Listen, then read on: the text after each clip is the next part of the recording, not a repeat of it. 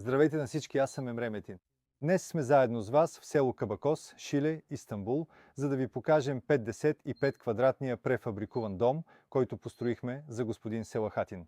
Префабрикуваната къща, която виждате, е с площ 55 квадратни метра и е боядисана в сиво антрацит. В тази префабрикувана къща, която виждате допълнително, има еркер и също така има веранда.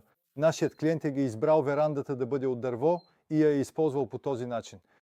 Тук, в нашата префабрикувана къща, ако погледнем към допълнителната и характеристика, както виждате, тук може да се види и бетопан с дървесен десен. Хайде, нека заедно с вас да погледнем и вътре в къщата. В тази префабрикувана къща, която виждате, се използва хол с кухня от 27 квадратни метра. На 27 квадратни метра спокойно може да има хол и кухня. Когато влезем вътре от тук има една спалня. Това пространство от 10 квадратни метра включва баня, а това по-голямо пространство съдържа другата спалня от 13 квадратни метра.